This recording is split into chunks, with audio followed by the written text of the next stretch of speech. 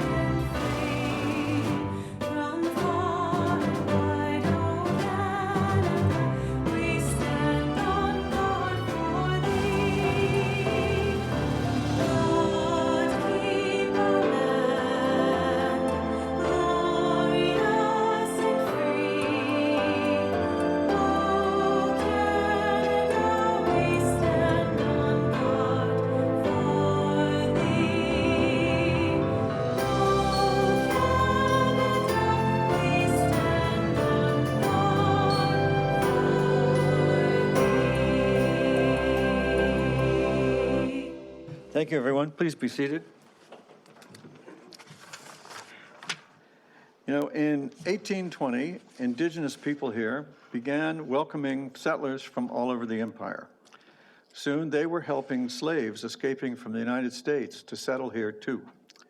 Today, our Indigenous founding partners are still here enjoying this land with us. They fish and camp under their treaty rights. Indigenous people in their thousands also live with us as neighbors and friends. Our Indigenous white and black settlers created a community with an attractive degree of harmony and prosperity. And in 1857, the legislature of Ontario gave official recognition of Oakville as a town.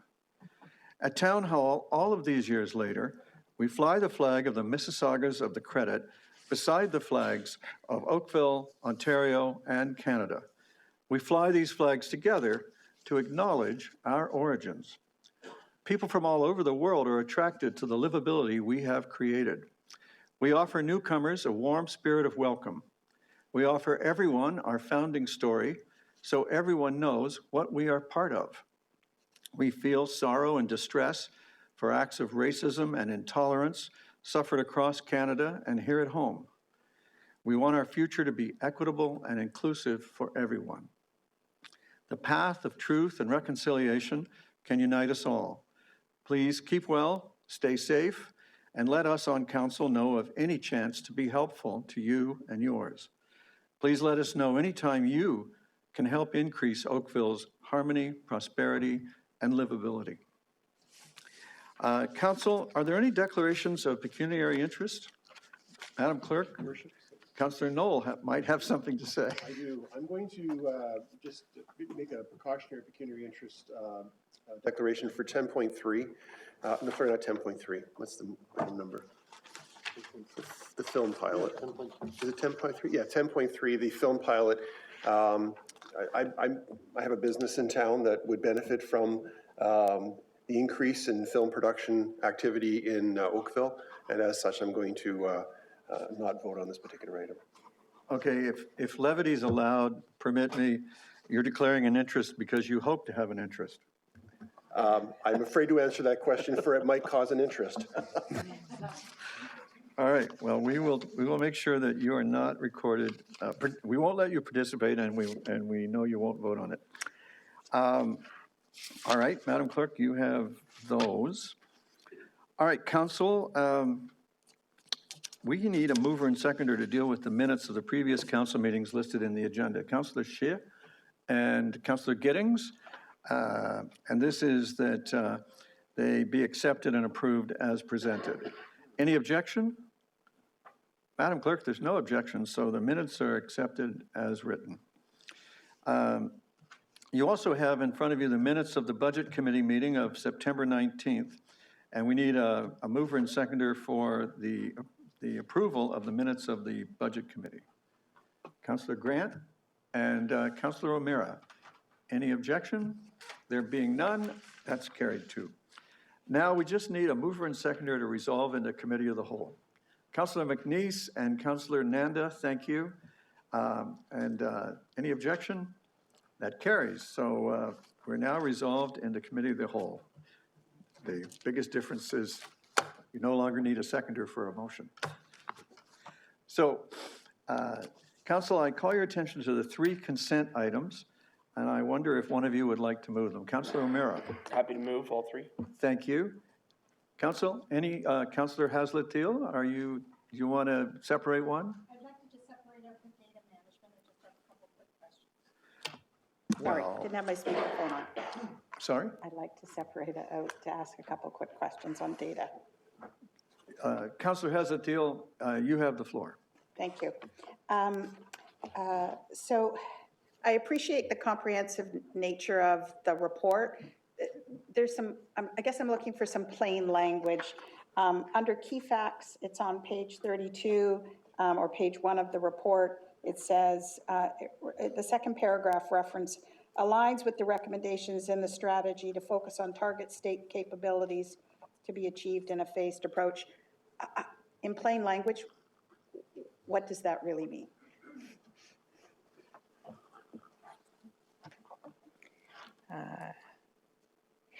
So that's just focusing on our long-term objective, which is to have clean, accurate, consistent data across the organization. Will require a number of steps to get us there. So we're starting at step 1 very much. But that essentially means a multi-year plan to get clean, consistent data. Okay, thank you for bringing that to light. My other question is around a consultation with the region in terms of how they use data and the data integration. So earlier this year, I had asked about how planning reviews documents, and I know the region uses a different platform than our planning staff. Will there be in this process any discussion with the region about platforms that we either should share or have some level of continuity with? Through you, Mr. Mayor. So yes, that would be part of our journey as we figure out our master data and clarify on our definitions. There are a few opportunities, planning is one, but there are some others with Service Oakville, for example, where we know we use the same technology to serve our residents, where there could be opportunities to align there, but that is more in the future. Okay, thank you. And my last question is, on page 75 of the report, it talks about hub and spoke, internal hub and spoke, outsourced and centralized, and it references benefits may not be realized without sufficient data integration and capabilities. So thinking from a budget perspective and a headcount perspective, you've chosen an internal method. Are you saying in this that you'll be wholly internal on this analysis or this hub and spoke model, or will there be a external expert on data integration? Through you, Mr. Mayor. So in the short term, we need external support to do that as we build our model and figure out what our long-term needs are, and also how we can grow internal capacity. So long-term, we don't have an answer for that yet. We may bring it in. It will depend on market, whether we can attract the right people. We may have to reassess the model at some point. But right now, we definitely need external expertise to help us. Okay, thanks very much. Councillor Giddings. Thank you, Mr. Mayor. Through you, at a recent budget meeting, we heard about, from Roads and Works, about another AI project that's coming our way. And so we think forward, it's going to be even more immense in terms of the data that you referred to in the report. It talks about the data often collected in ways that make it difficult to share with other departments. Could Because I guess I'm thinking in a report, in a Venn diagram, in a spreadsheet world. What kind of, what's preventing it from being shared, is the best way of putting it? Through you, Mr. Mayor, a lot of it comes down to the standard that's being used or the lack of a standard around data. And I'll give you an example of our roads. So our street endings, we have, I believe it's 35 different street ending names: street, road, boulevard. Each of those has about 3 different ways of entering them into the system. So now you've got 90 ways, you've got one department entering it one way, ST, another enters it, spells out full street. The system then can't talk to each other when they have that. So that's an example of one very simple standard that different software programs are using across the organization. We need to make that the same across the board, and then they can automatically talk. Right now, we have to pull the data and then clean it because of those variations. So it's internal, it's not external, it's not dealing with other companies or vendors, it's internal housekeeping. Some will require some vendor involvement. It will depend on the application used. But that's what we're working through as we do our master data list, figure out who the owner is, and then work through the standards there. And as I mentioned last week, our first standard's on the customer profile. So we will be working through different data sets and developing that standard and then implementing them after that. Great, thank you. Thank you, Councillor Giddings. If there's no other questions, I'll call the vote. Any objection to Councillor O'Meara's motion to approve the consent items? Madam Clerk, there being no objection, they're carried. Thank you, Councillor O'Meara. All right, Council, this is a good item. I've been looking forward to this. As you know, every quarter we get a report from how well Oakville Enterprises is doing, and they're here in force tonight. They must be doing very well. So let me please welcome the CEO and President, Rob Lister, and his team. Thank you, Mr. Mayor. Yes, we are in full force this evening in terms of numbers. So good evening, Mayor Burton, councillors. Very pleased to be able to have the opportunity to make a presentation tonight, an update on OEC. With me today, long list, we have Sean McCoggan, our Executive Vice President and Chief Operating and Strategy Officer, Laura Wilson, our Chief Financial Officer, Mary Caputi, Executive Vice President, Chief of Staff and Corporate Development, Jeff Mocha, Chief Engineering and Innovation Officer, John Forshew, Vice President of Grid Modernization and Procurement, Annie Petrin, Director of Strategic Communications and Brand Experience, and Zareen Fernandez, Chief People and Culture Officer. I'll be presenting on OEC strategy and growth, and then I'm going to pass it over to Zareen to provide some more update on OEC. So also with us this evening, we have 6 board members. We have David Brennan, Chair of OEC, Jane Allen, Chair of the Human Resources Committee, Patrick Crowley, Chair of the Finance and Audit Committee, Cheryl Watson, Chair of the Governance and Risk Committee. We also have Michelle Harradence, who is the Enbridge representative, and Ian Cockwell. So they have joined us to provide some support to our update. And they will be David Brennan will be coming up and providing information on OEC and the Oakville Hydro Boards after we're finished our presentation. So on the title slide, you see our purpose statement, connecting communities through sustainable solutions. This statement was developed through our ESGI program, which stands for Environmental, Social, Governance, and Indigenous. And we're using this statement with our customers and employees to bring focus to the overarching reason for the work that we do and to also reflect our sustainability focus. Winning companies are driven by a purpose, they reach higher for it, and they achieve more because of it. I feel good about this purpose statement and what it's going to be able to do for the organization. The significance of the photos, we do natural gas engineering work in British Columbia.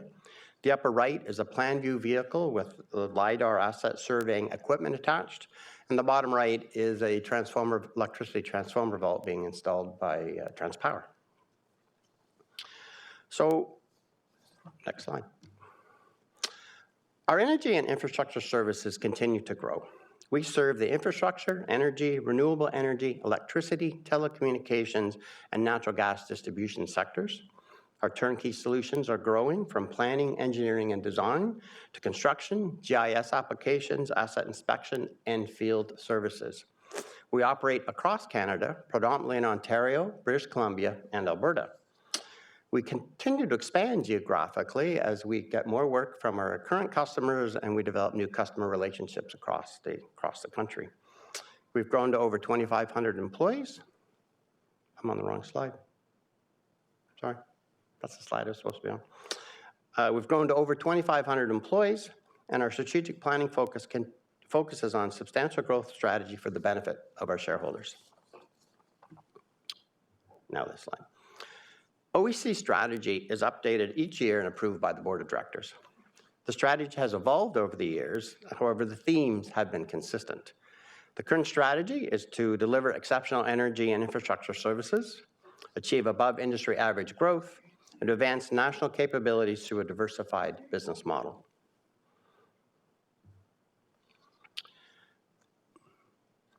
The strategy execution includes several key areas to increase shareholder value: a growth focus, geographic expansion, new services, innovation, renewables investments, and delivering the best customer service possible. Our growth focus has been to create the capacity for a growing, long-term, stable dividend. For the town, these dividends could help with the development of the downtown culture hub, for example. Our plan depicts growth climbing to dividends exceeding $14 million in the 2026-27 timeframe, well over twice the current dividend. Through infrastructure and renewable energy investments, I anticipate OEC's profit exceeding $30 million by 2030. We're very excited about this strategic plan, and our business planning is well underway. So at this point, I'm going to pass the presentation over to Zareen, and she'll come and talk a bit more about OEC. Zareen? Thank you, Rob. Good evening, Mayor Burton and councillors. My name is Doreen Fernandez. I am the Chief People and Culture Officer at OEC. I'm pleased to be here today to present the rest of the update. Oakville Hydro, the regulated subsidiary of OEC, is making investments in its utility infrastructure to further improve reliability to the town of Oakville. A couple of noteworthy investments to highlight include distribution switches being installed across the town to increase grid automation capabilities, which helps to quickly reroute and restore power should an outage occur. The installation of these switches enhances reliability for approximately 30,000 Oakville Hydro customers. The second installation occurs in wards 3 and 6, where end-of-life assets are being replaced, mainly cables and ducts.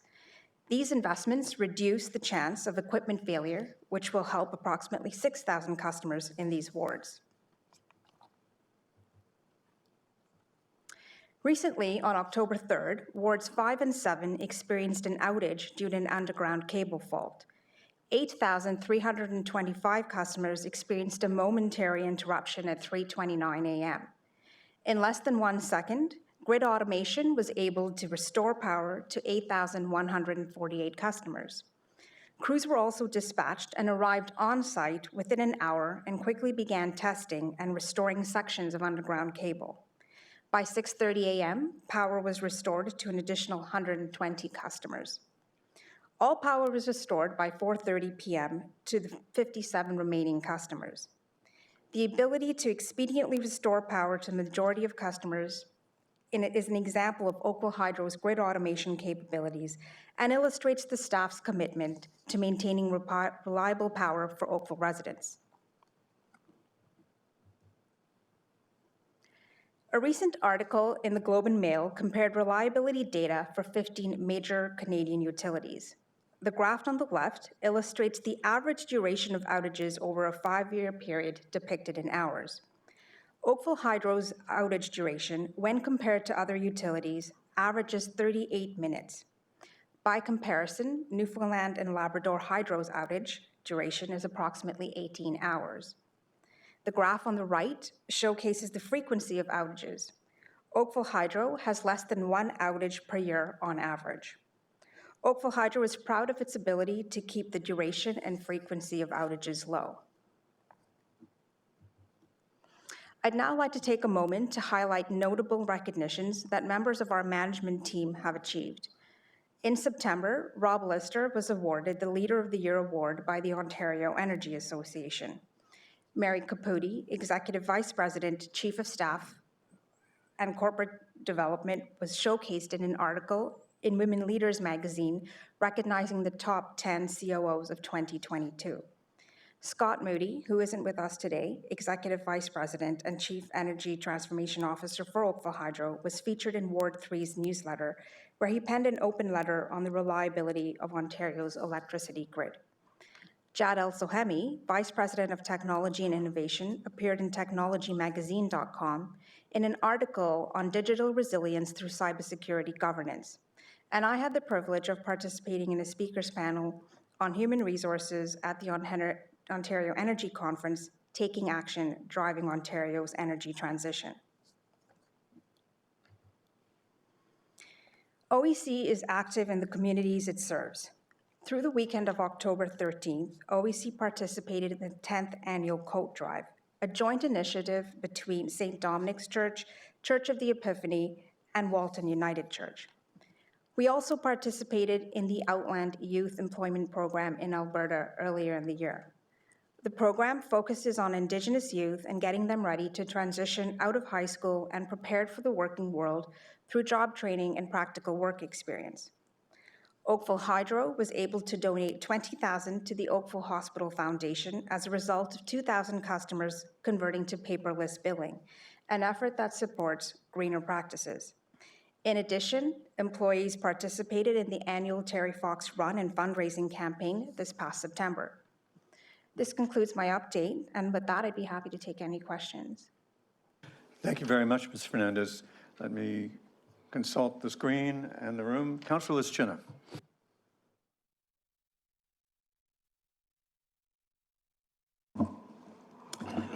Thank you very much. I enjoyed that presentation.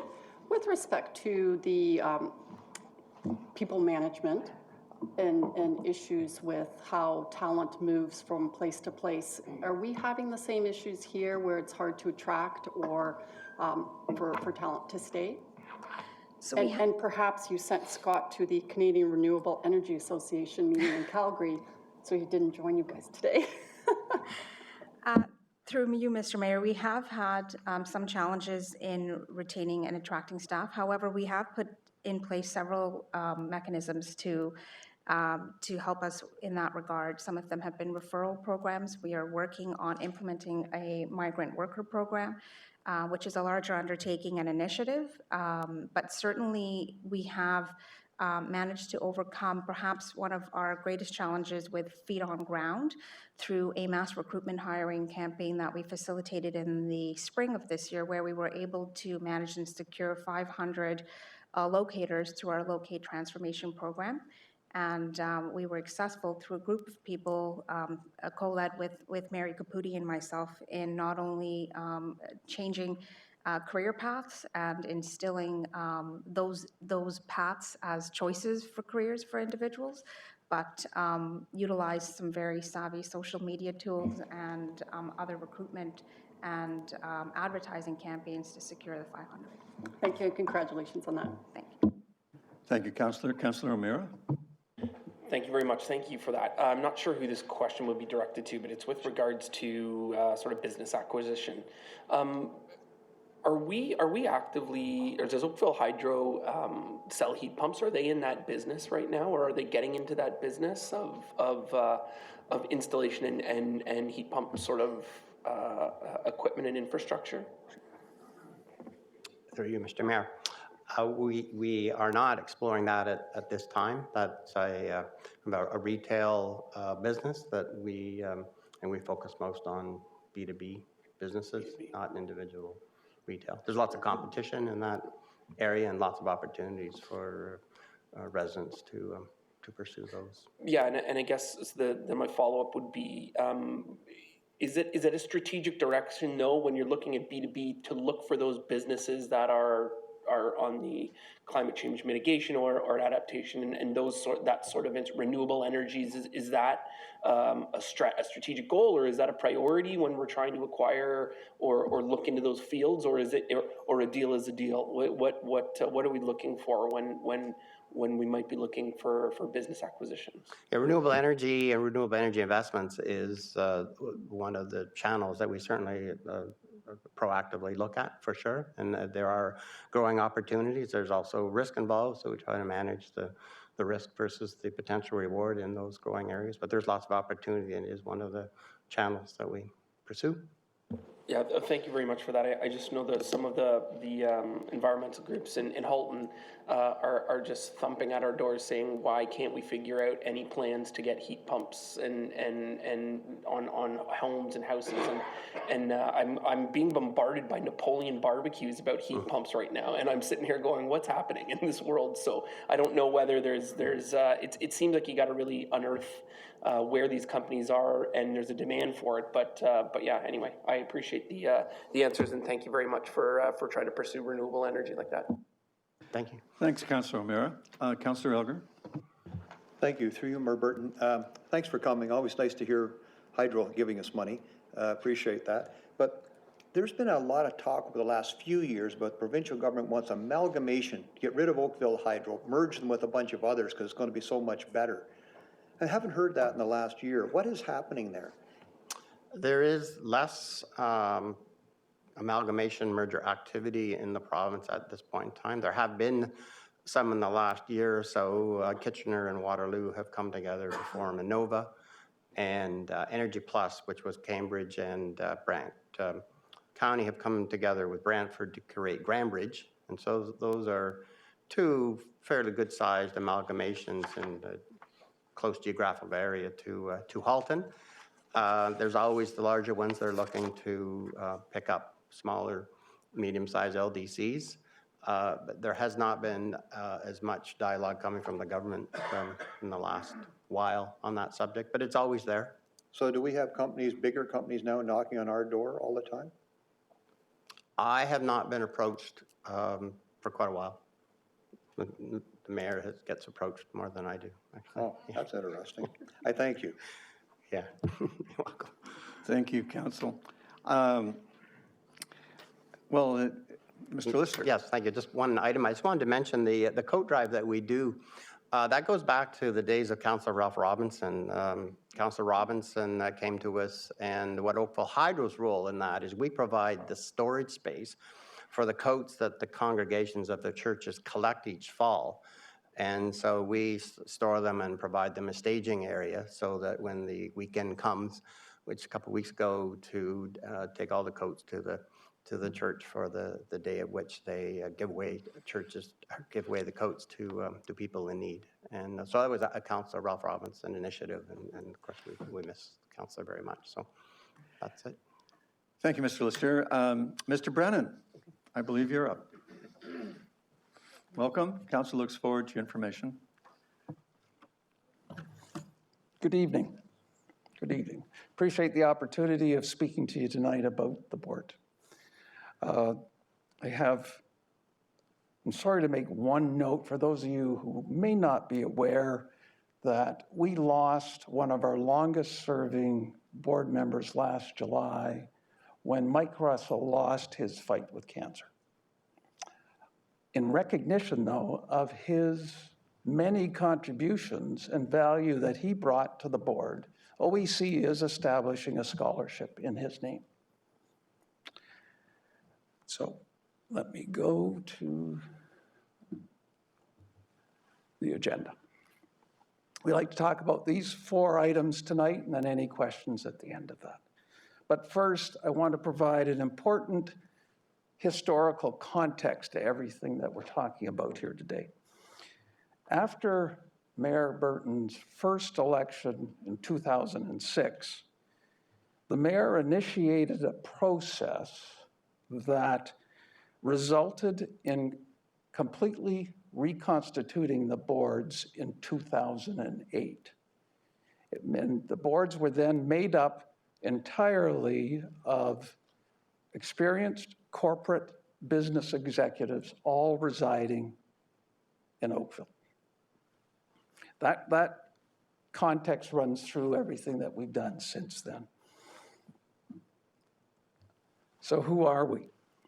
From 2008 forward, with the reconstitution, the selection of all board members has been made through a skills matrix, which requires corporate executive experience combined with subject matter expertise in one or more areas that are relevant to OEC and its businesses. And this slide that you see here shows all of our current directors, and listed under each one of them their subject matter expertise that they brought to the board, or are bringing to the board.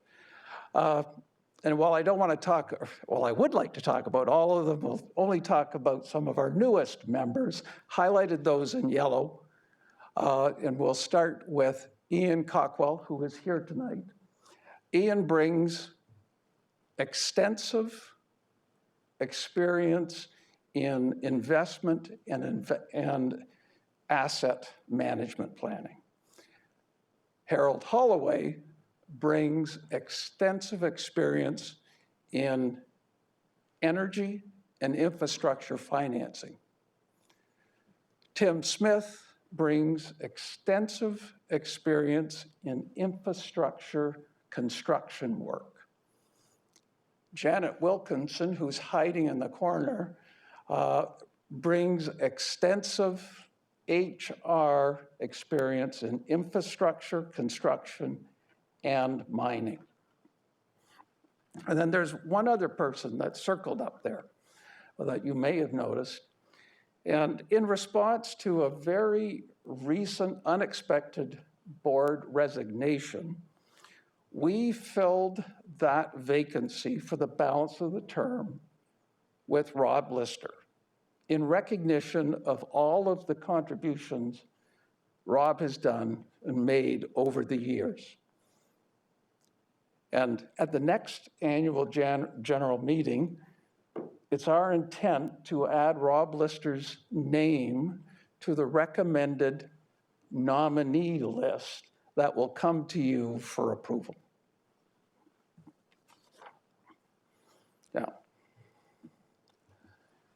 what is our focus? Generally, like most boards, we focus on two primary things: CEO selection and succession planning, and strategic plan development, execution, and performance. So, in our case, when the OEC board was reconstituted back in 2008, 2008, we started an executive CEO search at that time across Canada to replace the incumbent CEO. And the result of that search process was the hiring of Rob Lister. At that time, we were very confident that Rob would do a great job for OEC and for the town. I think history speaks well to our choice at that time. As well, back in 2008, the board introduced for the first time a formal strategic planning process that had not been there before.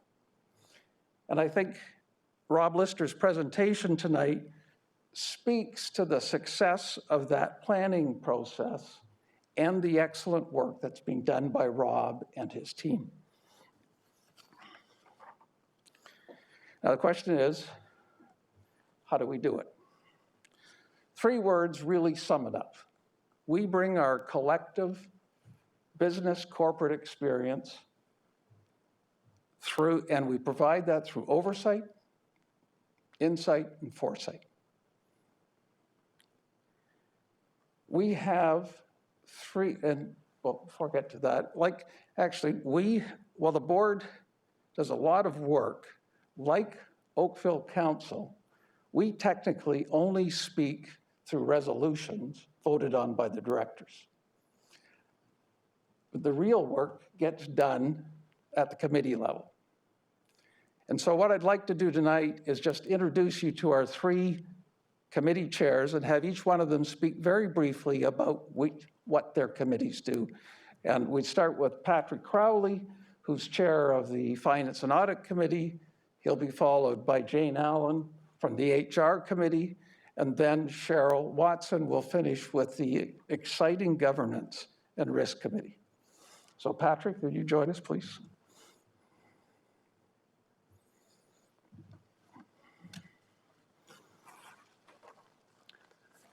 Thank you, David. Mr. Mayor, councilors, it's a pleasure to be here this evening and talk about the Finance and Audit Committee. So if you, I want to start first of all by, you'll see the list of members on the slide. And one of the challenges and one of the all audit committees are faced with is make sure that the majority of the members are independent of management. And I can assure you that all of them are independent of management. And that is a requirement for all audit committees to be effective. The second thing that I want to talk to you about is we provide 2 things. Our purpose is to ensure that we provide oversight to the financial objectives and processes and performance of the organization. And the second thing that we do is make sure that all of the financial risks in the organization are sound and managed well, and we ensure that management has a process in place to do that. So how do we make sure all of this happens? There's 5 things that we do to make those 2 points provide the oversight. And the first is making sure that management has internal controls in place around the organization to reduce the risk of errors and omissions. And when I talk about internal controls, they're kind of like checks and balances, if you want, to make sure that we don't go offside. The second thing that we do is we review the financial statements at least quarterly, and secondly, more importantly, on an annual basis to make sure that they are in compliance with the professional practices, generally accepted accounting principles, you may have heard that term before, and regulatory requirements. And the third thing that we do is we're a sounding board for management. So we provide input when management is faced with certain accounting or reporting issues that come up during the year or at year end. And we provide input and respond to management's concerns. We make sure that there is audit input as well from external auditors. The fourth thing that we do is there are a lot of pronouncements from professionals like the certified, or I forget what they're called now, but they're Chartered Accountants Association of Canada and Ontario, and also from the regulators. They come out with pronouncements.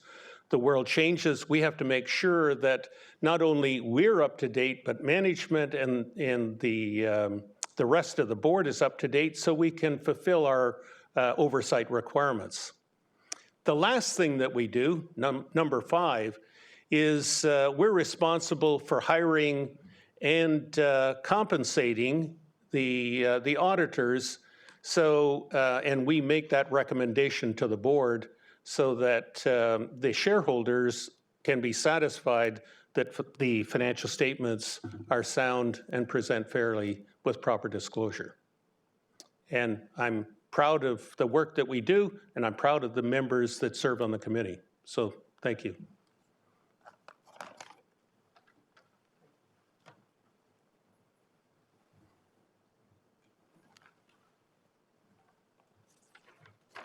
Hello, everyone. I'm going to give you a brief overview of the Human Resources Committee of OEC. The HR Committee's role is to make sure that we're attracting and retaining the talent that we need to execute OEC's strategy and deliver results, all within a safe environment and a cohesive culture. We oversee succession planning, which is an ongoing process of examining our bench strength and making sure that we've got a strong, pool to draw from in the event of executive transition. We monitor OEC's award-winning Staying Alive health and safety program, which is a top priority for the company. We consistently exceed our targets in this area, and the board continues to support the team to maintain its best-in-class status in the industry. We recently learned, to our great delight, that other utilities, including Hydro One, have sought us out to advise them on how to improve their safety records. We oversee the compensation program for all of OEC, and more particularly for the CEO and the executive team. Every year we examine compensation trends within the context of the overall economy and determine what reasonable cost of living adjustments are required to keep pace with the market and to maintain our attractiveness as an employer. This can be challenging in a high interest rate environment, but we've managed to keep pace with the market within our budgetary framework. We also review and approve the incentive payment program, which rewards outstanding performance and provides clarity on everyone's objectives. So the quality of the people at OEC is the foundation of its success, and the HR committee is there to ensure that we continue to up our game on talent. Thank you.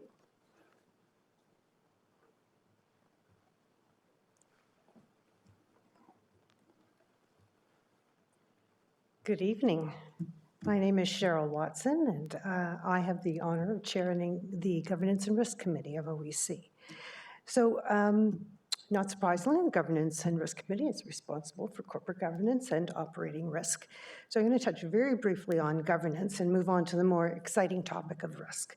Governance is about ensuring that the appropriate rules, practices, processes are in place to support responsible, fair decision-making within the organization.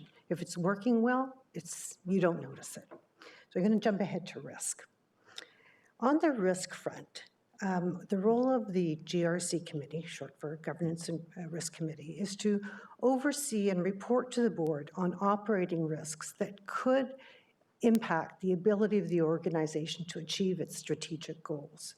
And we don't just look at a long list of risks. This could happen, that could happen. It's not like a drug warning label where, if you take this drug, you can get a headache, you can get high blood pressure, you can have a heart attack, et cetera, et cetera. Because that type of risk guidance is not as helpful as for the risk management process to be meaningful.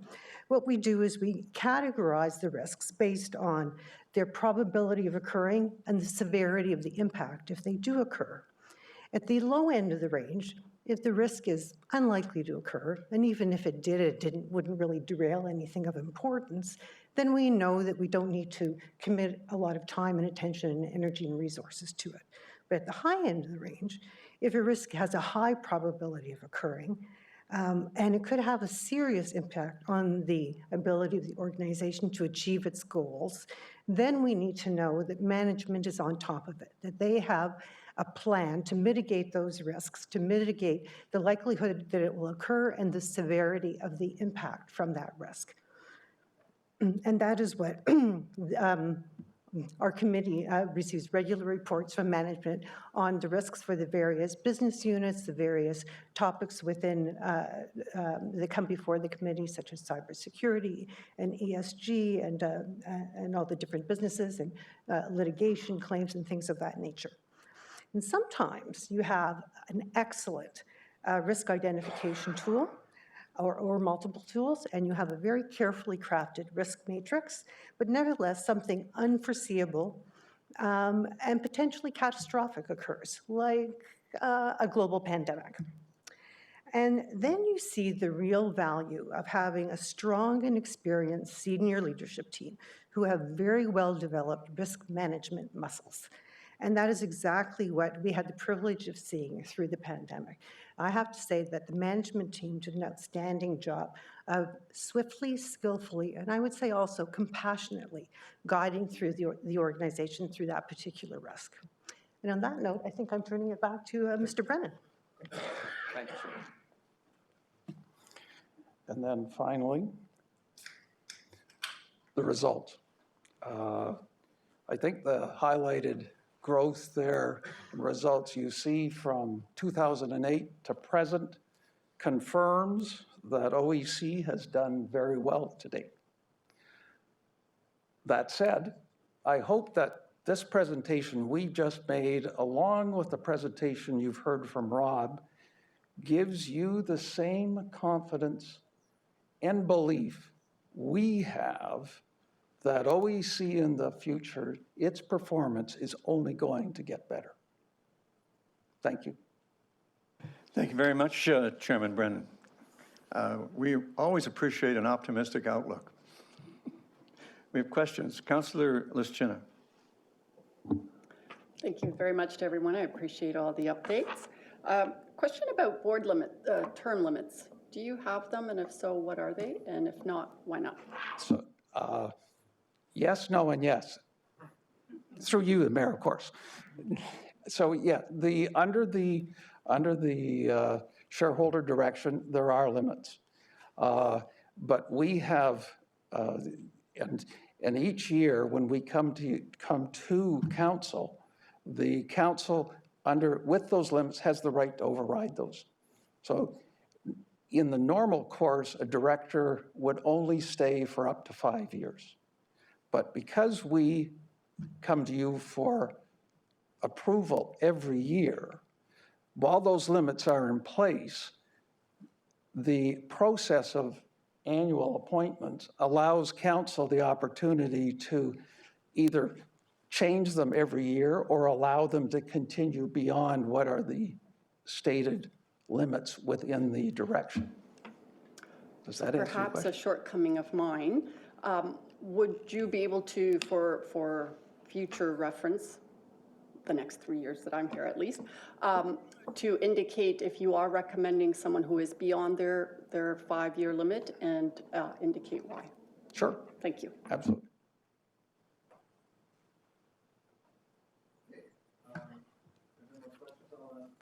If there are no more questions, I'll ask for a motion to receive.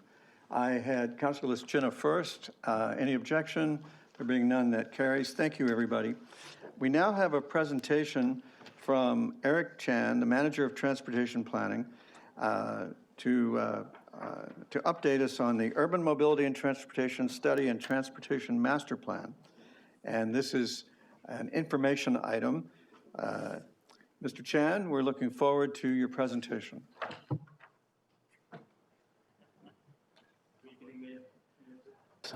Good evening, Mayor Burton and members of council. I'm here to share the progress on the comprehensive review of transportation planning for Oakville. First, with the Urban Mobility and Transportation Study, which is completed, then followed by the Transportation Master Plan, which is underway. All of this has been and will be under the guidance of the Council Strategic Plan and Livable Oakville Plan, and in coordination with other master plans. I'll talk about the overall transportation planning approach, overview of the UMTS and what we heard, and the TMP public engagement, which is about to be underway. This flowchart shows the interconnections among all the plans and strategies in Oakville that contribute to transportation planning. This is not an exhaustive list, but it demonstrates the comprehensiveness of gathering all the policies, intels, technical analysis, and public voices we heard from these bosses, and consolidate them into an integrated transportation master plan.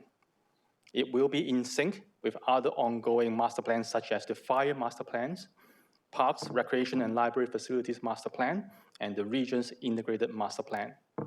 This integrated master plan approach was described in the council report earlier in March this year. The output of this transportation master plan is to inform the next official plan updates, the development charges bylaw update, the 10-year capital plan, other studies and guidelines that will lead to implementation and making tangible improvements to the town. This is a one-slide summary of the 200-page report on the UMTS. The UMTS was developed to assist all of Oakville to transition to a town that is more sustainable, livable, and prosperous by creating viable mobility alternatives using complete street concept in conjunction with supportive urban environments at the grove nodes and corridors as per the council-adopted urban structure. This diagram on the left shows the evolution of road design from the past when a roadway was planned from the inside out, resulting in generous spaces for car-friendly environment. To the right, to a new concept of planning the roadway from the outside in, resulting in preserving the necessary space for a more pedestrian-friendly environment and a better integration with the surrounding land use. There are many variations of complete street design. This is just one of them. The ongoing transportation master plan will tailor fit the various street types into various communities in Oakville. Staff presented the UMTS to Council last year, and Council directed staff to undertake public consultation as follows. Town staff have reached out to the residents, businesses, community groups, and agencies and sought their feedback to the UMTS. On the top left, it shows the statistics of the feedback.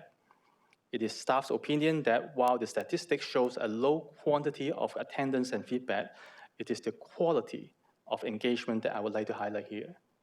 For example, the attendance to the public meeting in June had a variety of demographic representations from young children, young adults, families, and retirees. The comments that we received covers a full spectrum of topics such as safety, mobility for all ages and abilities, all modes of transportation, and climate and emission goals. More details of these comments can be found in the Appendix A of this report. Staff realized that a more expanded public engagement is needed for the Transportation Master Plan, and I'll elaborate on that later on. This is the UMTS timeline. As I mentioned, it was presented to Council in February 2022 with a motion to seek public feedback on the UMTS. Staff had meetings with agencies and hosted a public open house in June this year. Staff met with councillors, the mayor, and the business improvement areas and chambers of commerce. Staff received feedback from the residents' associations, and now we are reporting back to fulfill Council's motion. This concludes all the work on the UMTS. The UMTS and the feedback that we receive will be an input to the development of the Transportation Master Plan and other plans and studies. Transportation Master Plan is the blueprint that provides a long-term plan and is phasing rollout plan for the implementation improvements to accommodate future growth.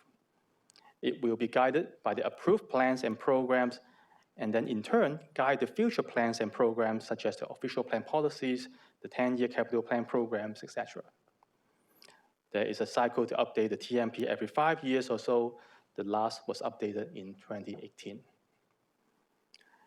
Like many municipalities, a TMP is an important document to evaluate impacts of growth and make recommendations based on best practices, data, and trends. These recommendations will be supported by an implementation plan to guide our actions and a financial plan for further discussion at the next Development Charges Bylaw background study. As I mentioned before, the TMP will have an expanded public and stakeholder engagement process. In addition to the traditional public information center approach, that is, to invite public to come to the town hall, the TMP public engagement will be complemented by an outreach program that is reaching out to the places of gathering. There will be 3 rounds of public consultation for the TMP.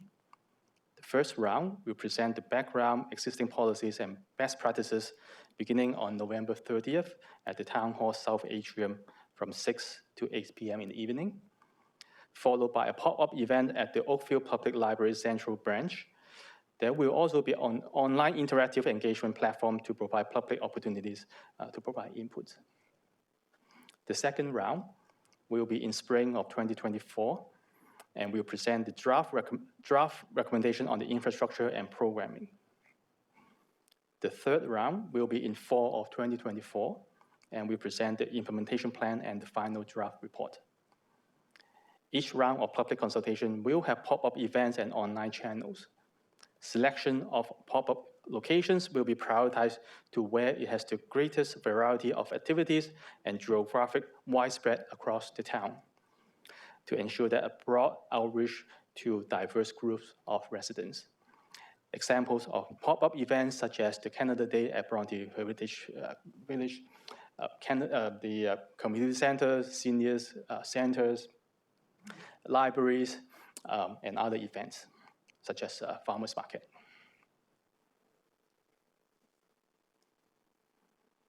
A TMP email address and web page have been set up for the public to engage with TMP project team and to learn about the TMP process, findings, draft materials, and how they can participate in the process. This concludes my presentation, and I'm happy to answer any questions. And you will not be disappointed. We have questions. Councillor Chisholm is first. Thank you, Worship. A little more clarity on what you mean by pop-up. It kind of concerns me because when you say pop-up, that's more of a commercial kind of a cliche or saying. How are we going to notify in good time the residents when these things are supposedly pop-ups in our rec centers and so forth? I really have a difficulty calling it a pop-up. Through Mayor Burton, great questions. The term we use, pop-up, it really means that it is a passive and active way to engage with the public. Obviously, we will have the public announcement and advertisement through our common communication channels. But for those who miss those information, the nature of the pop-up is to show up at the places of gathering, regardless of whether it is a planned event or not, so that we can be at the crowd, be at the places of gathering to engage with the public audience. Thank you. Thank you, Councillor Chisholm. So, Mr. Chan, you mean this is extra on top of your other, okay. Exactly. Very good. Councillor Giddings was next. Thank you, Mr. Mayor. Through you, I appreciate the details on the additional methods of outreach. I think we expressed before 35 responses for the amount of effort and time that you put into it.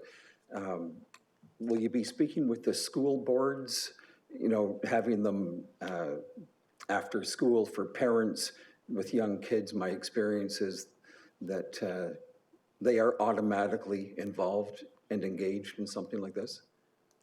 Through Mayor Burton, yes, we have engaged with the Halton District School Board and the Catholic School Board with all the different levels of staff at the school board, so that we want to engage, make sure that we have the data, we have the support from the school board.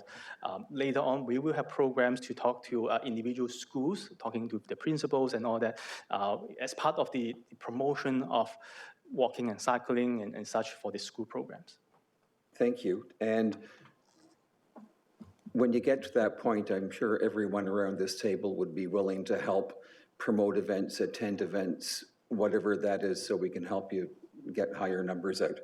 A broader question, at this point, our traffic professionals and the engineers can probably look at streets and predict without the need of AI in terms of catch points, stop sign difficulties, speeding issues that will occur when the people move into the subdivision.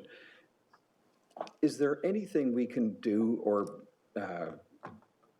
have staff build that in so we can have the developers put bump outs and chicanes, whatever those things are, during the development process, as opposed to having to wait, ask for feedback and identify problems and do traffic studies and everything else? Through Mayor Burton, addressing development applications on the traffic impacts proactively is the theme from the Transportation Master Plan. We want to implement things before the problems occur. So this is a theme that we will explore.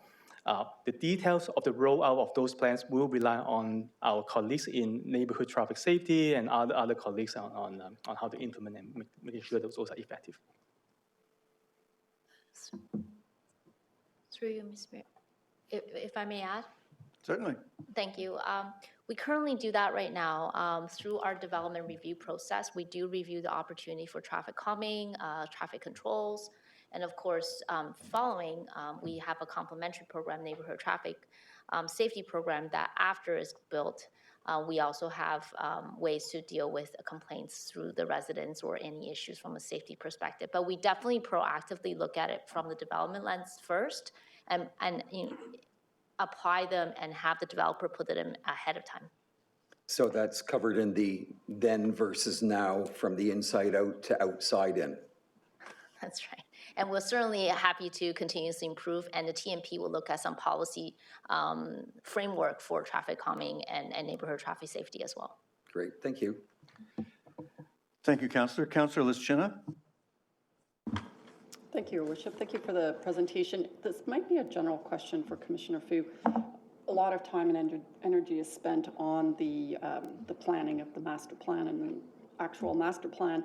If you look back in the last 5 years, how much of it have we actually achieved, or did we have to switch it up and change it up a lot through each of those years? Through Mayor Burton, we just did a reflect on what was the outcome of the previous transportation master plan, and how much of those recommendations, how much have been implemented. It's about half and half. So half has been implemented, half has been planned, still in the work for budgeting, for more feasibility studies. So that is our statistic for so now. Councillor O'Meara, I think your turn. Thank you, Your Worship. Thank you very much for this. With all the public engagement you're going to get, I dare say you're going to have a common refrain. Build more roads. Why aren't there enough roads? Build more roads, do more, and build more. One of the problems, and listen, not a slight at the engineers at all, but they're very technical when we go through this. And sometimes we miss the story of why are we doing this? What can we do? And what can we not do, I think, is important as well. There are conversations about zero parking minimums. There are conversations about taking roadways completely away from cars in order to try and deal with what is an onslaught of vehicular transit that comes with density. And I have a difficulty trying to explain this story to everyday residents when they say, why are you allowing that to be built? Where's the traffic going to go? That's the number one thing. So I'm hoping and very much really hoping that you can have that conversation, that story at these meetings with everyday people, because they just see you shouldn't be allowed to build anything until you've got a road there, but we're out of road and we're not going to have enough road for people. So I'm hoping that you can weave together a story that we're going to tell people, so that expectations aren't when you build it, there will be a road for everybody to have 1.8 vehicles per unit, because I think we often fail to tell people that. So I'm hoping that can be added to the public information centers as we go through. And my last point on that is we have a massive database of people's emails. I mean, Parks and Rec has it, the programs has it. Why are we not able to communicate with our residents on important stuff like this by using the way that we have access to them right now? Are we not able to somehow disseminate information to them or solicit surveys or data with the data that we already have, that the town has?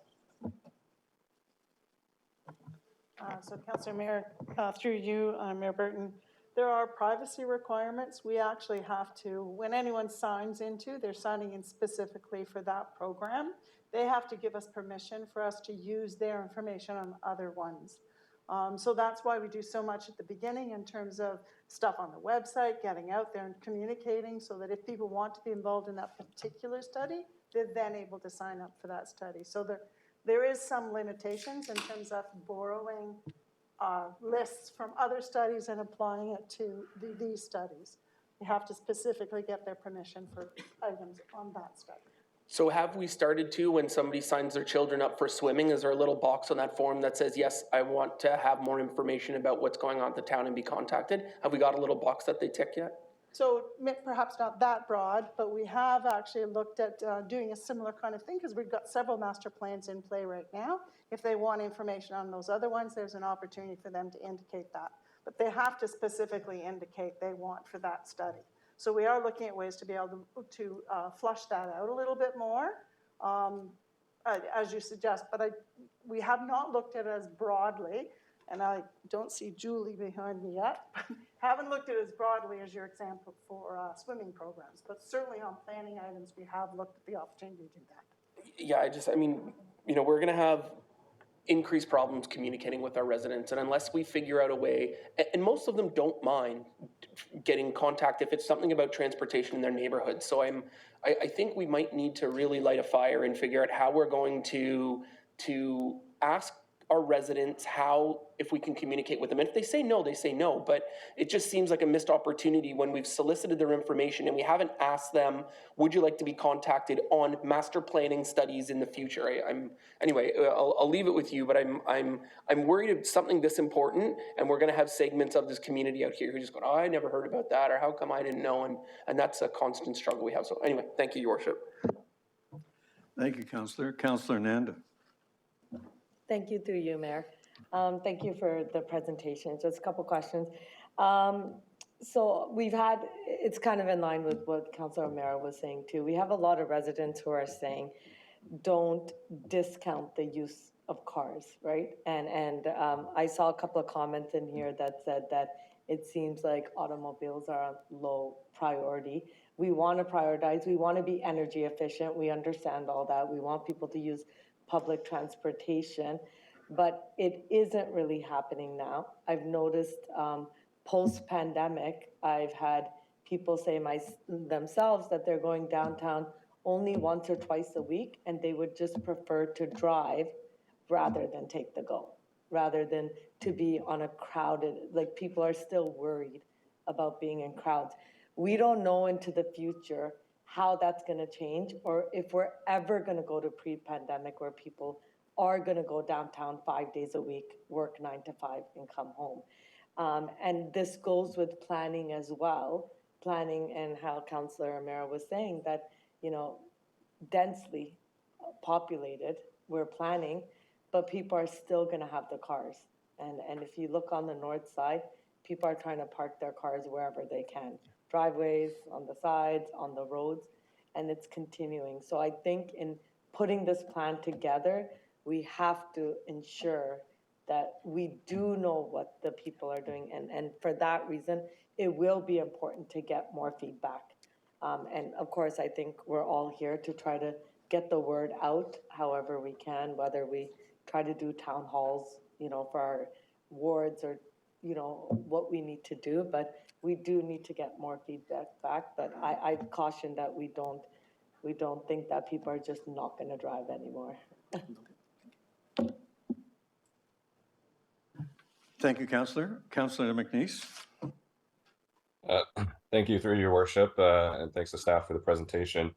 I just want to say I do appreciate the pop-up approach. I think the idea of going to where the public already is to try to get the right demographics engaged and involved, and, you know, going throughout the town is a really good approach.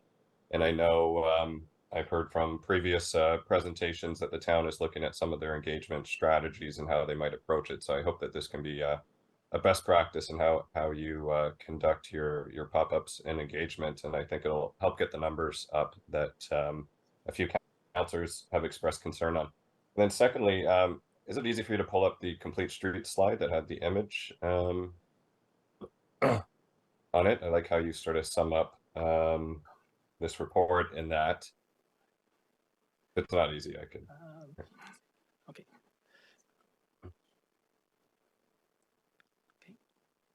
Yeah, so I think this is a great approach. I guess where my concern comes, it's great, you know, easy to do when you're doing a new build, creating a new area. I think the tricky thing is, how do you retrofit an existing street into a complete street? And, you know, sometimes I've heard the term, you know, a road diet or various things like that, but just want to make sure that, and I like the vision underneath, because in there, you know, you don't see the word vehicle, you see that roadways are actually designed for moving people and goods, or, you know, cargo. They weren't actually designed just to move vehicles. So I think the complete streets approach is the right way to go. I just want to make sure there's enough emphasis in how you retrofit existing streets to take this approach, whether it's through a road diet or other avenues. And I expect the response is that will be considered in the TMP, but if you have any other feedback, I'd appreciate it. Thank you, Your Worship. Thank you, Councillor. I believe we're now with Councillor Grant. Gonna borrow yours. I'm gonna circle back to the idea that 35 respondents seemed a little sad. And I'd like to throw out an idea that I haven't seen you mention this anywhere, but have you ever considered going to the Sheraton Students' Union? Now, I realize that they're not exactly residents of the town, but they go around town on everything from skateboards to e-scooters to bikes to cars, whatever. And they're younger, moving around doing this stuff, and probably have a better idea of what they want to see in the future. So that might get you a good source of information, despite the fact they're, you know, maybe not going to be residents in the future, but hopefully will be. Okay, thank you. Thank you, Councillor Grant. Who knows, maybe the high schools too. Councillor Haslett-Deal. Thank you, through you, Mayor Burton. So a few comments. One, I wanted to thank you for putting the actual verbatim comments, it appears, or at least the summary of them in your report, because it really is very helpful to us to reflect on that. And as one of the councillors that was at the open house, that you did have a diverse group, but it was a quieter group. It's good to see the other feedback that you received was helpful. I'm going to concur that I like the idea of a outreach, not pull in. And I think you nailed it when you say that you're going to look for a diverse selection of locations with different activities. I like the idea of an ambassador who's actually even walking downtown, in a community center, et cetera. Folks will stop and give you 2 or 3 minutes of their time, depending on how crisp it is, the ask. But I think that it's great that you're going to do outreach. And I was going to mention Sheridan, so I agree with Councillor Grant. They're a wealth of information, and I believe Safe Halton has their, I'm going to call it offices, though I think it's really just a coffee place, and they're a really great group to speak with. So thank you for your report, and let's hope we can get more people engaged. Thank you, Councillor. And that brings us to Councillor Elgar. Thank you. Through Mayor Burton, just wondering, the Transportation Master Plan, are we looking at introducing an electronic bike sharing program similar to what I think is going to be approved this week in Mississauga? And we would be ahead of the curve if we actually did the electronic bike sharing instead of the regular bike sharing, I think. And in Europe, it's extremely common, and it seems to be working. And you could, you know, and you'd have a time limit when they can use them, and not for free. I've checked out Oshawa, I think they almost have it for free, and it's not working, because you find bikes ditched, like you don't take them where they're supposed to go to the next stop. So there has to be like it's not a freebie, but it's very reasonable. I think if you look at the pricing in Toronto and what they're proposing in Mississauga, and I think Hamilton doesn't have electronic, I don't think yet. So are we looking at that in a serious way? Through Mayor Burton, to you, Councillor, the short answer is yes. The TMP will look at the e-bike, e-scooter, whether it's a share program or not. The long answer will be prepared by staff in response to a budget committee inquiry. So a memo will be prepared to answer this question. So I sent that to the budget committee for our meeting. Will it be coming back with what they could do in 2024, like what it cost would be? Through Mayor Byrne, through the budget committee will indicate that the TMP will be looking at all the different policies in the rideshare programs. So the TMP will review the applicability of these type of programs. The budget committee response will indicate that we're directed to the TMP.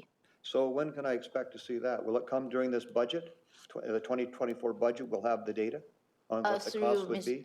Mayor Byrne, no, we will not have that information through the 2024 budget. It does require quite a bit of research and certainly contracts development and policy development before we could come to the implementation stage. Similar to Mississauga, they did a pre-report before they come to the implement stage. There is some time that we need to do research, and the TMP will be doing that. So, okay, so there's a perfect question of, you talk about duplication.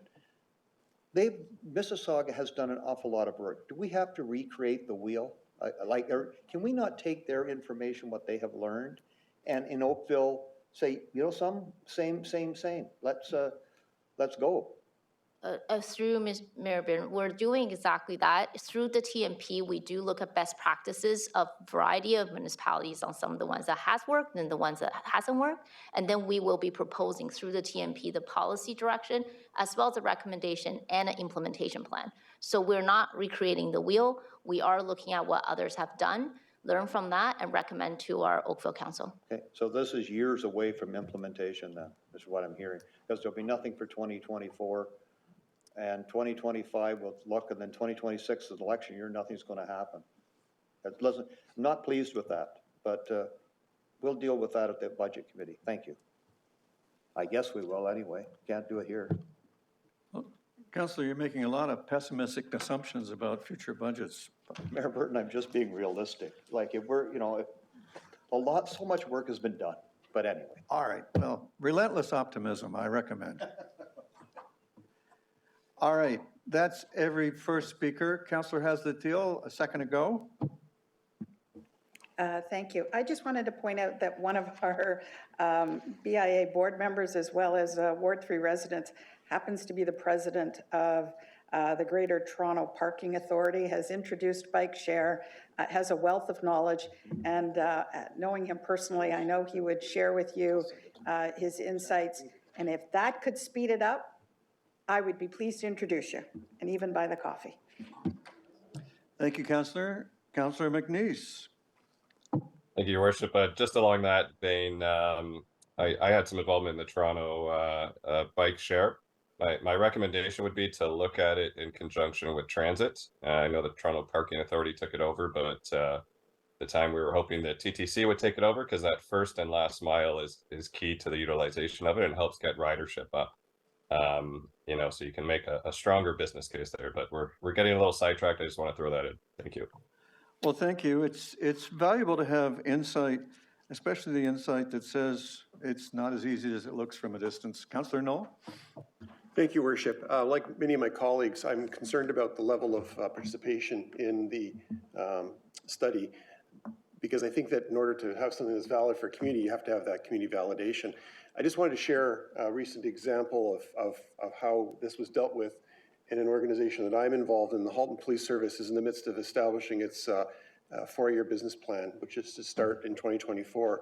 And you'll all remember I've been carping on meeting after meeting about please fill out your surveys. Well, we didn't have very much luck doing that.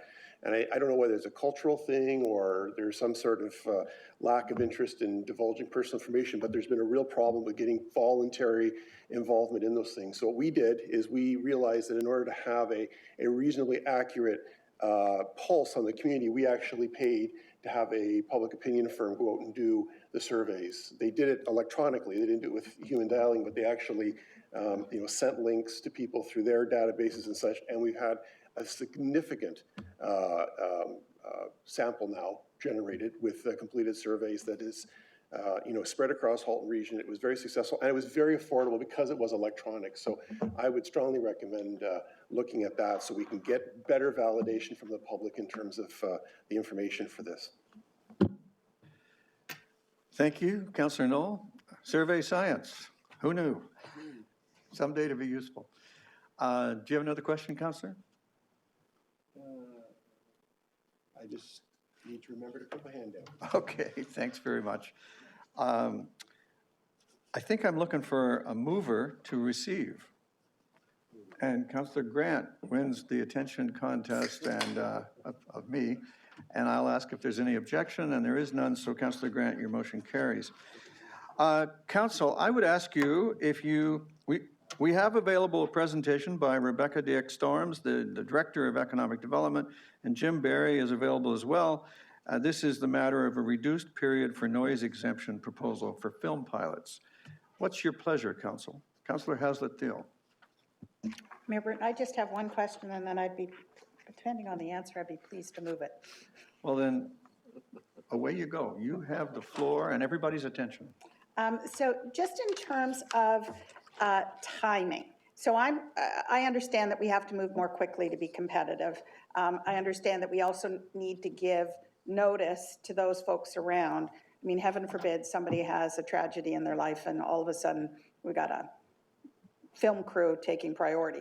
But I know that the film liaisons have been very good about working through any of the issues. How late are they allowed to go on this noise? So do they have a 12 o'clock midnight deadline? Are they going to have any deadline? And I know that's a little bit in the weeds, but that's what affects the people who are, I mean, they're getting their exemption, but the people who are experiencing the noise.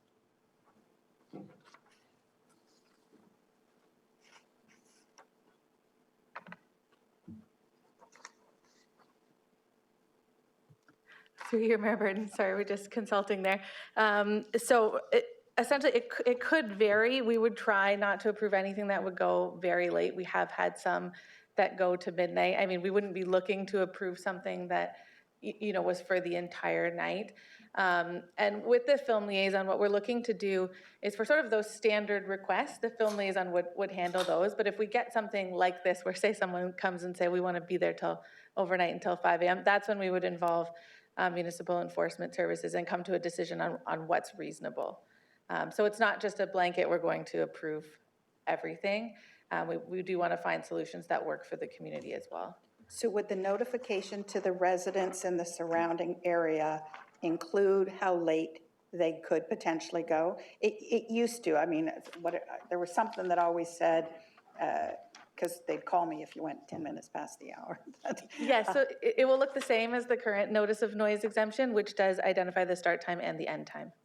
No, pleased to move it, Mayor Burton. Thank you very much. Thank you. Councillor Nanda, do you have a question? Yes, Mayor Burton, thank you. Quick question. The 120 meters, is that what most municipalities do as well? Is that enough area to cover if the noise is going to go later into the night? Through you, Mayor Burton, my understanding that is the standard. It's what we've always used here for our notification policy. I don't know if you have anything additional, Jim, on that? No, as far as I know, that's the standard. And we usually don't receive complaints from people further out that they could hear. No, and I will say for film-related permits, as far as I'm aware, we've never turned one down because of a complaint related to noise. We've turned them down because of timing in the past, but it hasn't been related to the noise that's going to be part of the film. Okay, it's been moved by Councillor Haslett-Thiel. Any objection? There being none, thank you, Councillor Haslett-Thiel. Your motion carries. And with any luck, Can you just note on the record that I didn't participate? yes, the clerk has you covered. So now we have council, community outreach, and professional development allocation rollover options. Council, before we begin this, I would like, I've heard from a lot of you. My suggestion, if you would like to just note this information and not make a decision, the motion would be just to receive the report. And I've had conversations with several of you, but not all of you, to the effect that with the demise of the Beaver, we on council are going to have to turn our minds to how we communicate to fill the gap.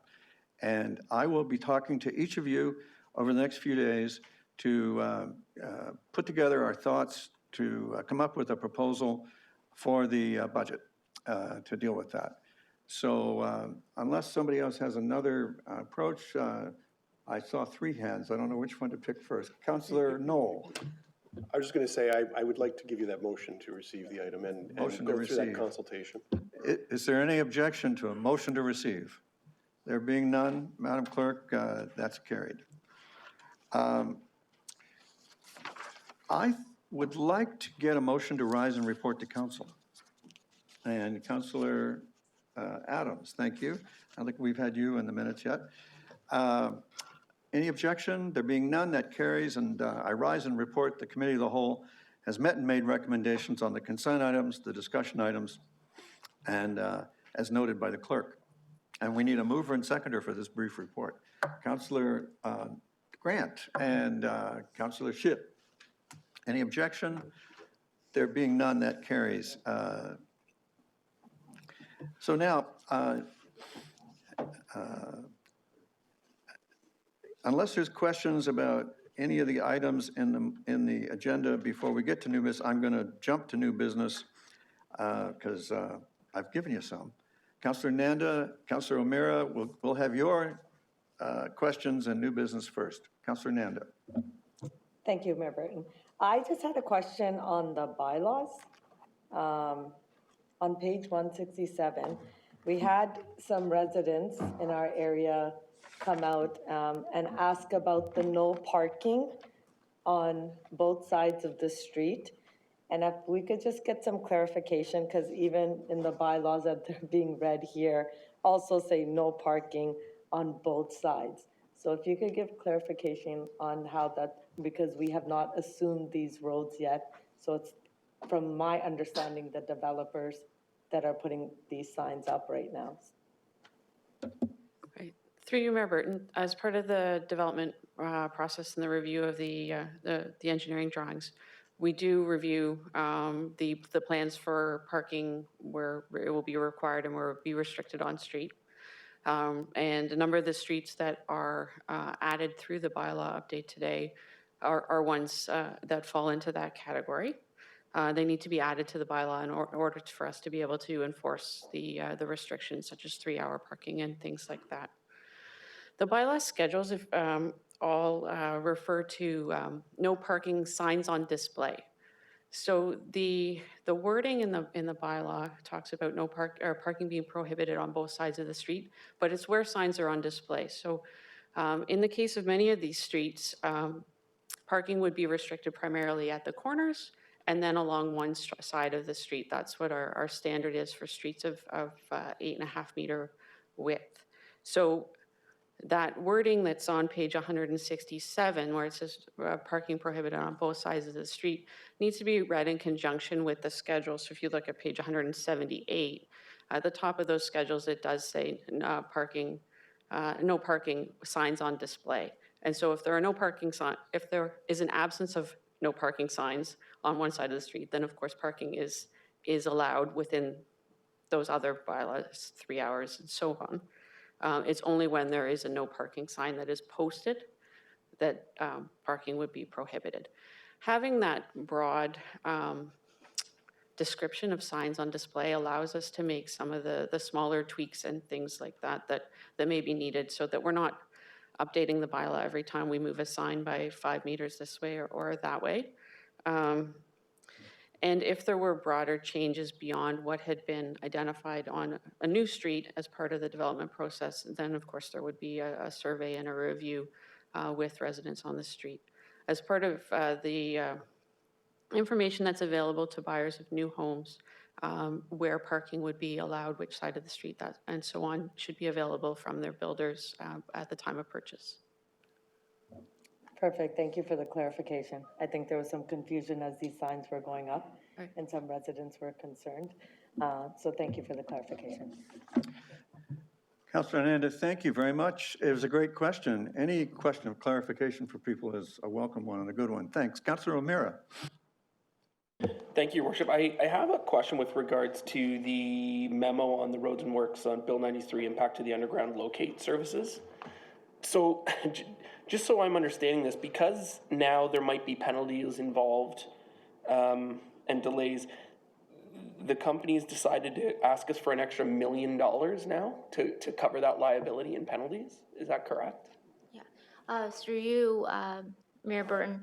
So the legislation basically enacted that if locates are late, there is a potential for penalties. The town staff evaluate the risk of taking it in-house to say that if we produce, we pay for the penalties in case the service level was not met versus we ensure that the third party take on all the liabilities for the risk of having a penalty, which will ensure that they meet the service levels that they promised to minimize the cost. So we also looked at all the other municipalities that's in the area that's also impacted for the same legislation, and the cost is comparable. The cost is not only based on the penalties, it's also because there has been escalation in resourcing, labor shortages, and number of factors that driven up the cost for the locate services. So do we have any knowledge about how many times they're late right now? PBS? Yes, through you, Mayor Burton, we have stats in terms of their performance measures, and it's also tracked by One Call, which is the folks that you call when you order locates. So we do understand their performance, and we're continuing to work with them to improve that performance. And again, giving them the liability for the penalty also make them improve their performance as well. Well, I know. I mean, it sounds a little backwards here. The legislation is going to make them do what they committed to do anyway in a timeline, but they're going to get an extra $1 million out of us to increase their performance. So I'm struggling on this one.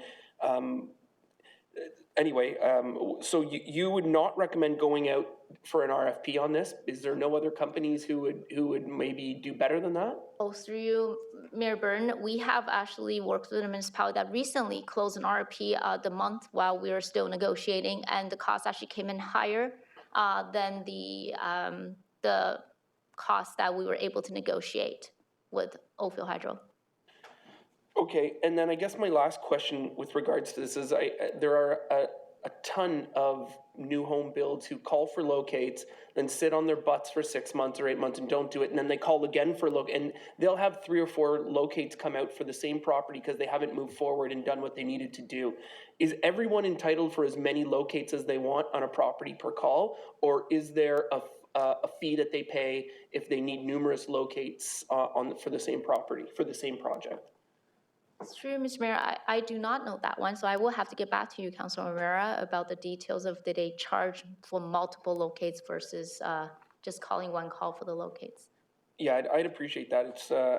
I mean, we get lots of calls about sidewalks being marked up for months and months, and nobody does anything about it. And I think if a new home build's doing that, they should be using it. So anyway, if you could get that information, I would be happy to hear. Thank you, Your Worship.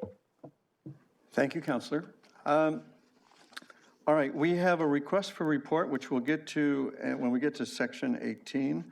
But I think we're now at section 16, new business, emergency congratulatory condolence or notice of motion. I hope Councillor Knoll will forgive me if I use this occasion to congratulate him on his forthcoming birthday on Thursday.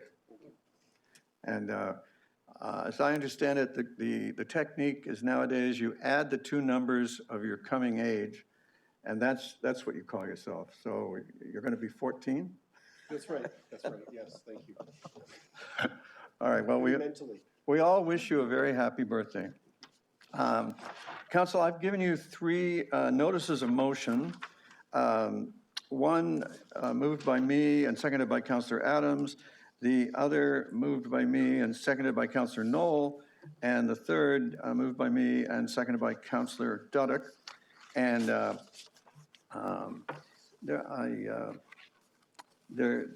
according to our procedure, they're there for the purpose of notice to be considered at the next council meeting, unless it's your pleasure to consider any of them at this one. And I would just mention that there's 2 that are asking you to endorse a motion made by another body, the Ontario Big City Mayors Caucus. And so if you want to add to it, you got to be careful not to be adding to their words because we're not them. So with that, Councillor Elgar. Yeah, Mayor Burton, I would like to move forward tonight with the strengthening and principles of growth pays for growth that was moved by yourself and seconded by Councillor Adams. This is very timely, and I think the sooner we get this motion through, the better. I'd ask for recorded vote on this one. All right. So Councillor Elgar, as I understand it, is moving that we waive the rules to permit the consideration of this item at this meeting. Councillor Knoll. Can I ask that we also add the item about auto theft? Because like the planning, the cost of planning and the cost of growth, auto theft has become an epidemic in this country.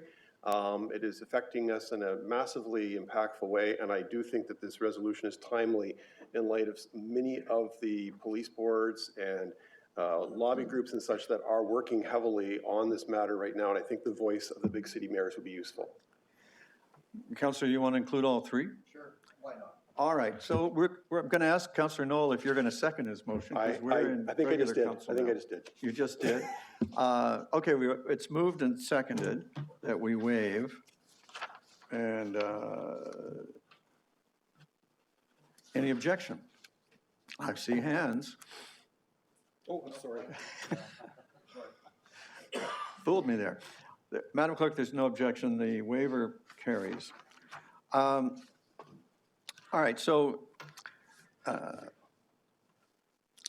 this motion is self-explanatory, and the only thing I would add to perhaps give you some context is this motion flows out of a meeting of the Big City Mayor's Caucus Friday in Whitby, and various discussions that are being had with the provincial government about ways to move forward to more carefully make sure that growth pays for growth. So in addition to today's signs of progress downtown, there are previous signs of progress, and so that's why I do welcome the idea that we do this in the timeliest of manners. If, you know, it's early yet. You guys could all give speeches. No, you like it that much, okay. Councillor Elgar has asked for a recorded motion. Would you like to have your names called, or would you like the clerk just to record all our names? Clerk, record the names. All right. Madam Clerk, can you accommodate us that way? Sure. She's agreed, so I'll declare that carried, unless anybody says no. All right, that's carried. The next is the consideration for building faster fund eligibility requirements. To give a short explanation, the province introduced the Building Faster Fund of $1.2 billion over 3 years to support housing enabling infrastructure and other related costs that support community growth for municipalities that reach at least 80% of their annual housing targets. But a catch has developed in that we don't build them, we only approve them. And the province has been using building permits as the evidence that the goal has been achieved rather than approvals. And so the big city mayors have adopted this motion before you today, asking the province to get this right. And at the meeting, many mayors said this would be more powerful if we could attach not only the big city mayor's name to the thing, but the councils of our various cities and towns. And so that's why it's before you today, as I expect it will be before 28 other municipalities in the next few days. And with that, Councillor Dudek, thank you for seconding it. Is there anything you might like to say? Let's unmute first. No, I think it's extremely timely, and as you so rightly, or the motion, the people who drafted the motion at the big city mayors, up until now, the onus has been weighted in favor of others versus us who actually do the approval. So well done. Thank you. If there's no other comment, I'll ask if there's any objection to this. Madam Clerk, I don't see an objection. Under the rules, we can call for a recorded vote after we've voted on something. And so I'd ask you to record all of our names in favor of this, same thing as the previous one. And you know, big surprise. I'm gonna ask the same thing on the next one. All right.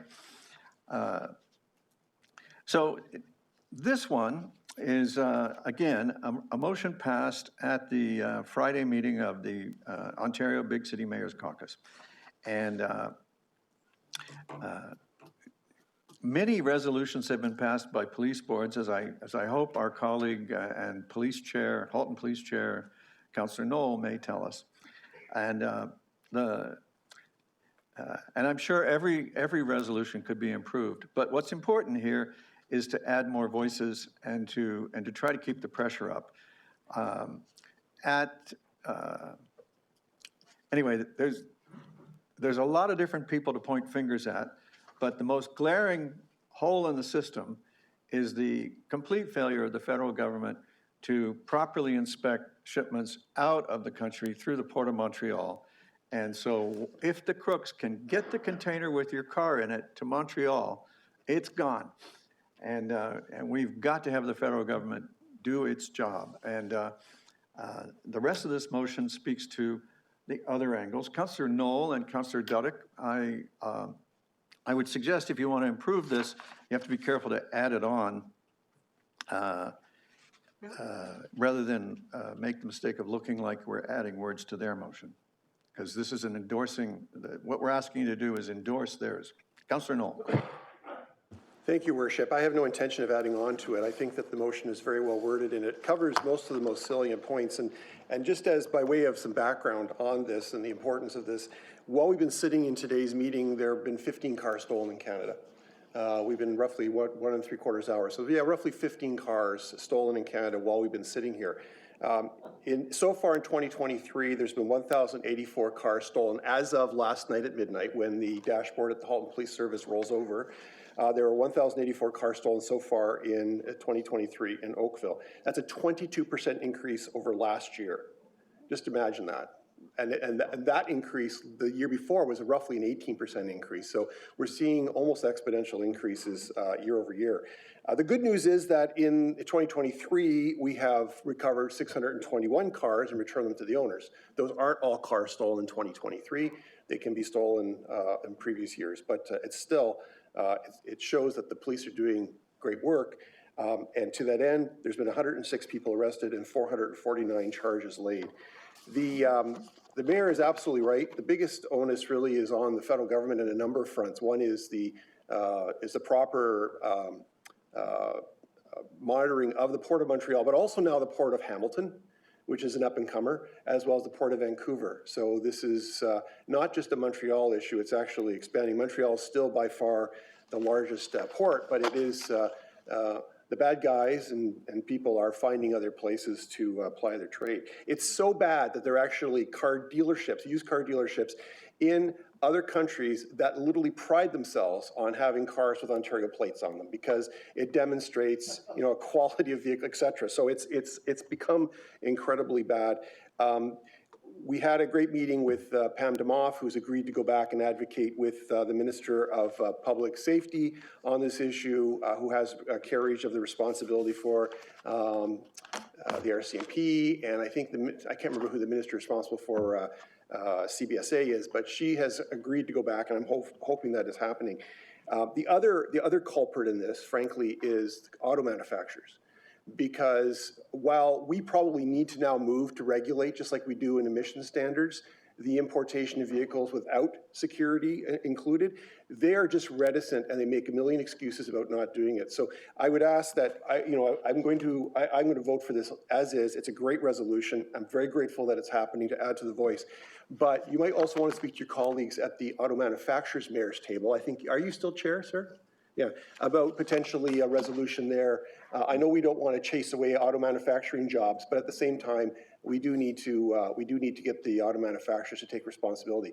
Because for a very small investment in those vehicles, they could put two-factor authentication or other techniques and technologies that would literally thwart the majority of car thefts, because they are crimes of opportunity. If people have to cut through bars or spend more than a couple seconds stealing the car, it's not going to happen because they have a higher degree at the risk of being arrested or found out. So thank you again for this resolution. Yes, police boards are passing resolutions. Police departments are passing resolutions, as are others, and this will add to that voice, and I'm very grateful for that. Thank you, Councillor. Councillor Duddick? Thank you, Worship. Very timely indeed.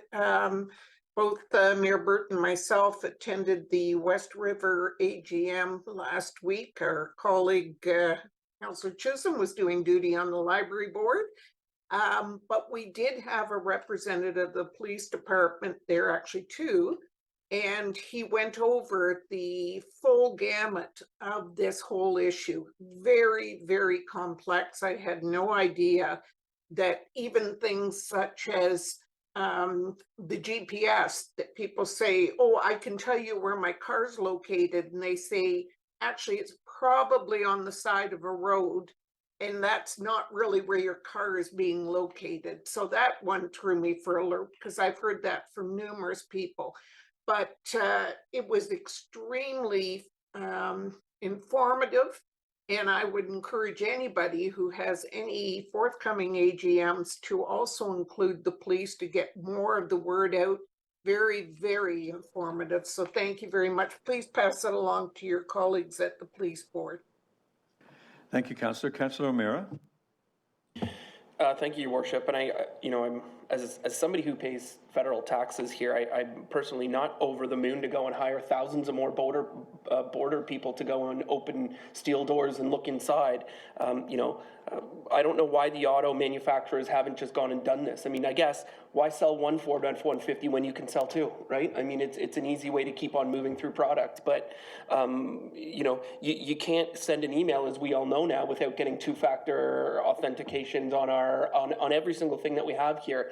That they're not doing this is an absolute shame, and all of our tax dollars have to go to try and hunt them down in the ports. I think that's a bit of a cop-out. So I think these auto manufacturers are showing no interest in making these changes, and if they make these changes up front, then we all the rest of that stuff will fall in place. So anything you can do to speak to our friends at Ford and Toyota and maybe not so much Range Rover, because those ones seem to be the hot items, but I don't know how quickly you can get in them. But I think that's how we fix this really quickly. But I'll support the resolution for sure. Thank you.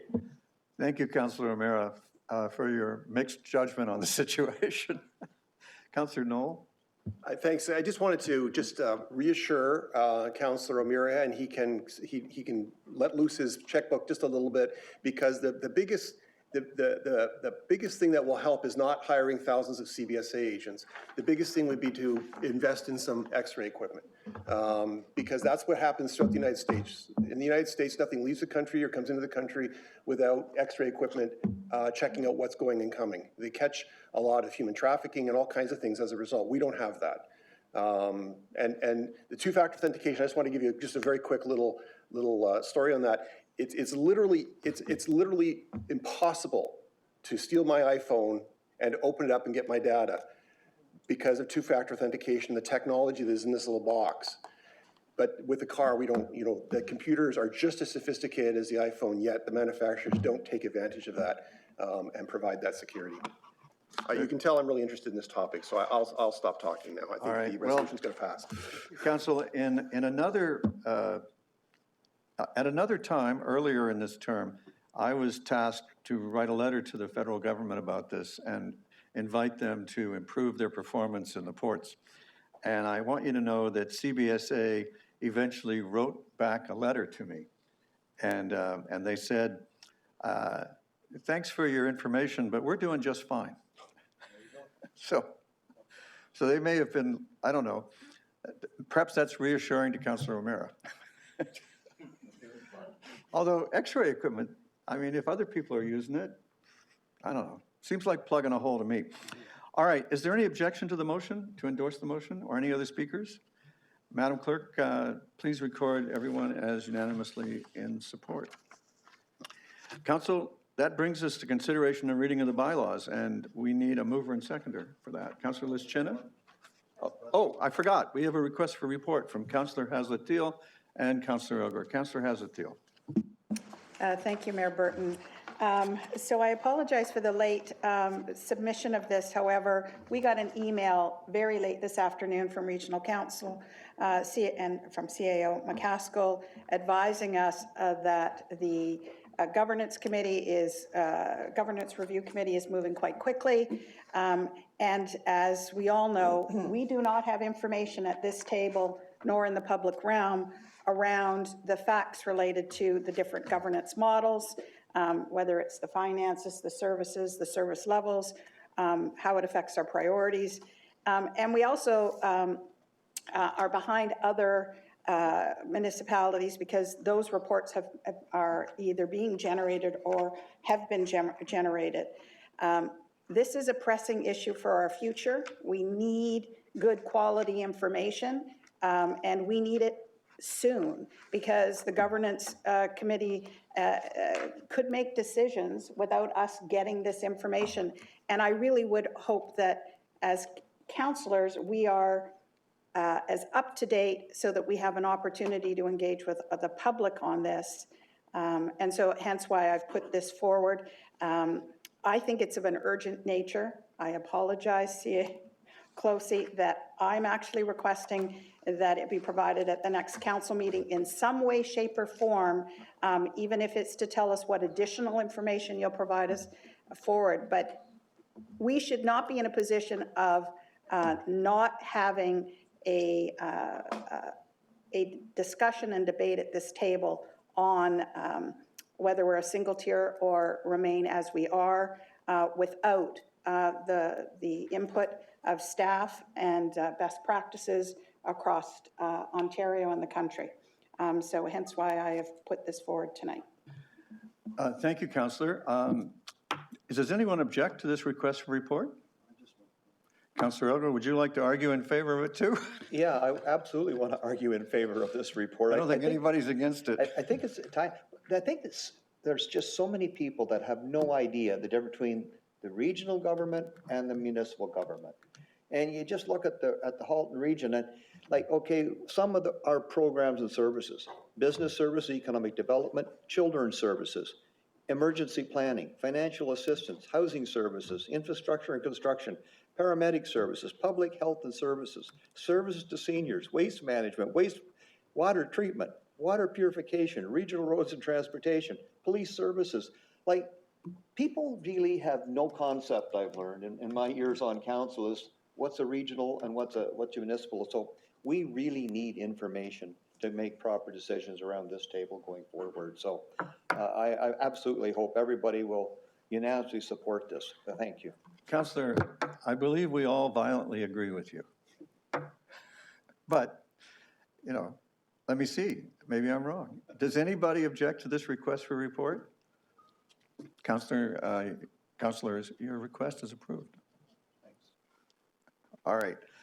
Now, a mover and seconder for consideration of the bylaws. Mr. Mayor. Councillor Knoll. Can we back up just a little bit and just indulge me for a moment on the new business? Because regional reports and question period, because I missed it.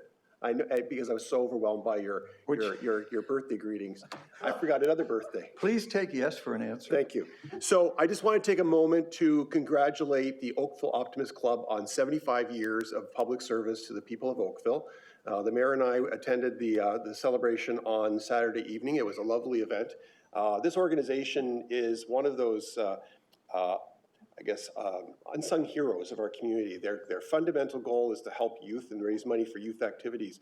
One of their most important activities is, and probably all of you who've raised children in this town have come in contact with one of their biggest services, and that's the Children's Safety Village at the Halton Police headquarters. They maintain the cars, maintain the buildings, and help the police provide that service. But they do many, many other things for the community. They support our sports groups. They support youth initiatives. They're an amazing organization, very small membership, and they do mighty things with the few people that they have in their ranks. Our esteemed mayor is a member of the Optimist Club and has been for quite a while. And I want to say happy birthday, happy anniversary, and may this be the first of many 75s. Thank you, Councillor Knoll. Councillor Elgar, when I was joking with you earlier about relentless optimism, that's where that was coming from. All right. Did I ever get mover and seconders for the reading of the bylaws? Sure. All right, Councillor Elgar and Councillor Knoll. Councillor Lischenna? I did earlier. Thank you. She can take my place. The clerk just told me that she didn't catch it. Sorry. So it's all good. Let me find out if everybody agrees. All those in favor of the reading and consideration of the bylaws? Any opposed? Madam Clerk, the bylaws are considered read and passed, and that ends the meeting. Thank you, everybody. It's been terrific working with you, and I look forward to the next time. Good night.